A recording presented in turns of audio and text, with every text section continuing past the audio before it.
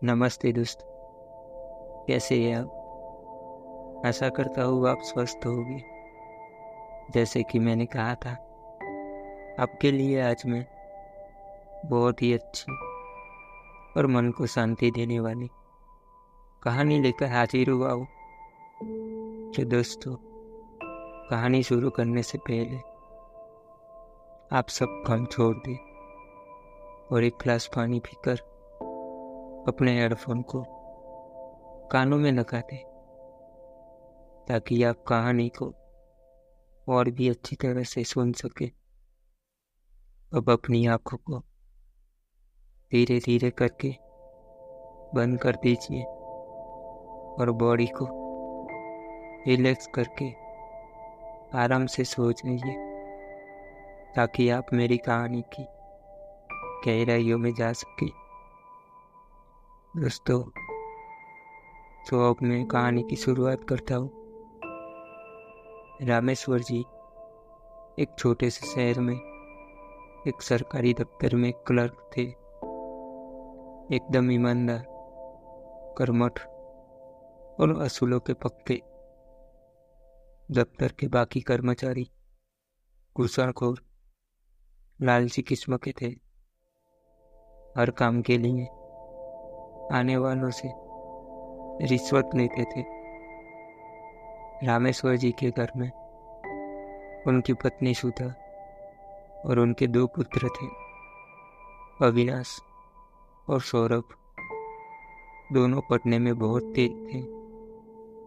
रामेश्वर जी उन्हें पढ़ा लिखा कर अफसर बनाना चाहते थे, इसलिए दफ्तर से घर आते ही दोनों को पढ़ाने बैठ जाते थे। एक दिन रामेश्वर जी की दफ्तर से छुट्टी थी। पूरे घर ने उस दिन सफाई करने की ठान ली। बहुत दिनों से घर में सफाई नहीं हुई थी। सभी को काम बांट दिए गए। जैसे सुधा को रसोई साफ करनी थी, दोनों बेटों और रामेश्वर जी को बेडरूम और ड्राइंग रूम साफ करना था। सबसे पहले रामेश्वर जी और उनके दोनों बेटों ने ड्राइंग रूम को साफ कर दिया। उसके बाद वे तीनों बेडरूम में पहुंच गई। सफाई करते करते रामेश्वर जी ने बड़ा सा लकड़ी का बॉक्स निकाला, उसे साफ किया। यह देखकर अविनाश ने पूछा, पापा इसमें क्या है? यह सुनकर रामेश्वर जी ने कहा, कुछ नहीं बेटे, बस ऐसे ही कुछ पुराना सामान है। तब सौरभ बोला, पापा बोलो ना, इसे हमें भी देखना है कि इसमें क्या है।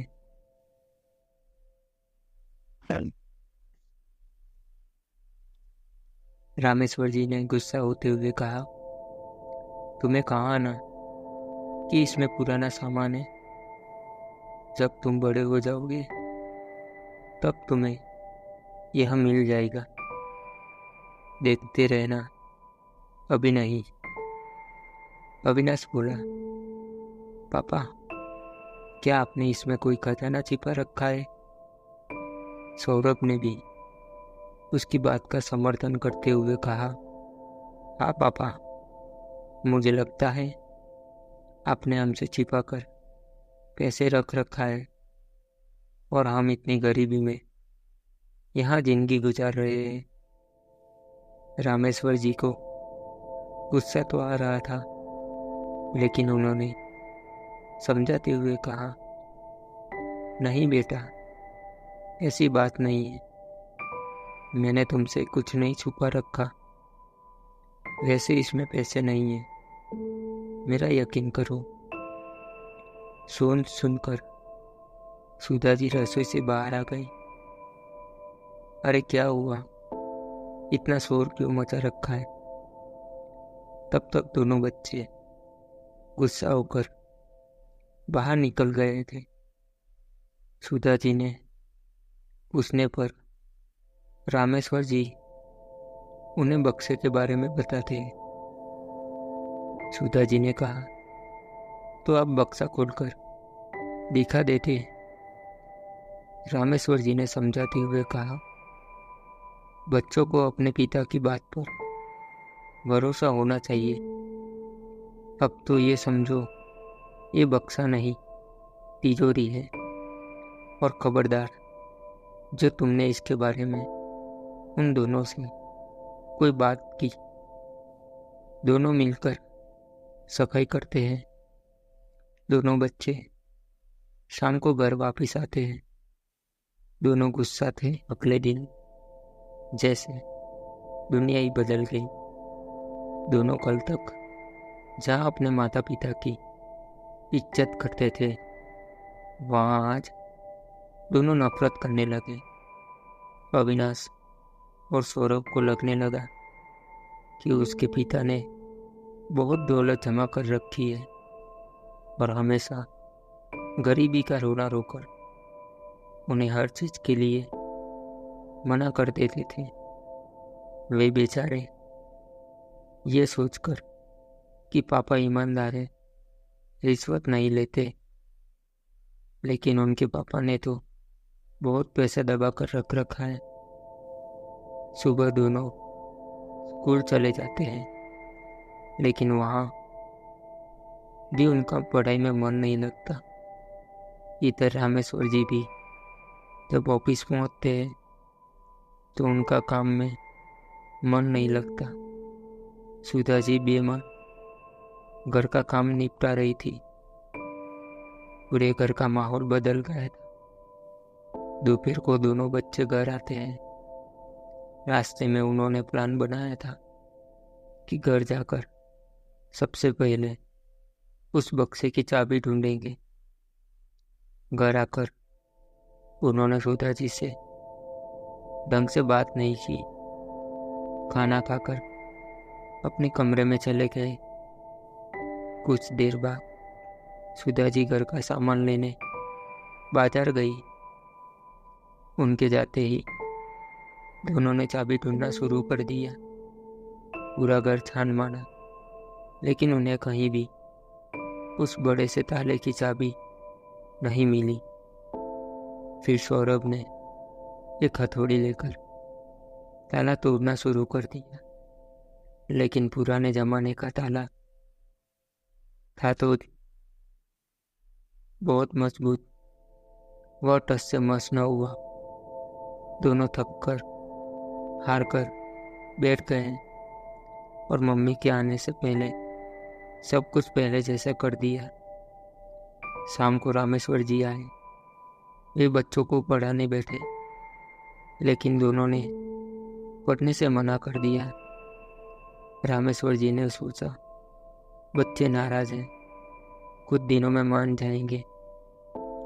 इस तरह कुछ समय बीत गए, लेकिन दोनों बच्चों का गुस्सा कम होने के बजाय बढ़ता ही जा रहा था। अब वे दोनों नए कपड़े, खिलौनों के लिए जिद करने लगे। मना करने पर वह अपने माता पिता को उल्टा सीधा सुनाने लगे थे। उनकी नज़र में माता पिता की कोई इज्जत नहीं रह गई थी। रामेश्वर जी इस बात से बहुत दुखी थे।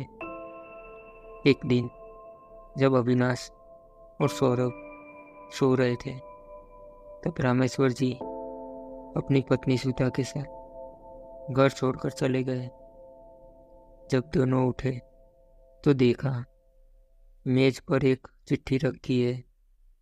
उस पर एक बड़ी सी चाबी रखी थी। सौरभ ने लपक कर चाबी उठा ली। अविनाश बोला, पढ़ जाना, चिट्ठी में क्या लिखा है। सौरभ ने पढ़ना शुरू किया। बेटा अविनाश और सौरभ, तुम्हें लगता है कि मैंने खजाना छिपा रखा है, इसलिए आज ये खजाना मैं तुम्हें सौंप कर जा रहा हूँ।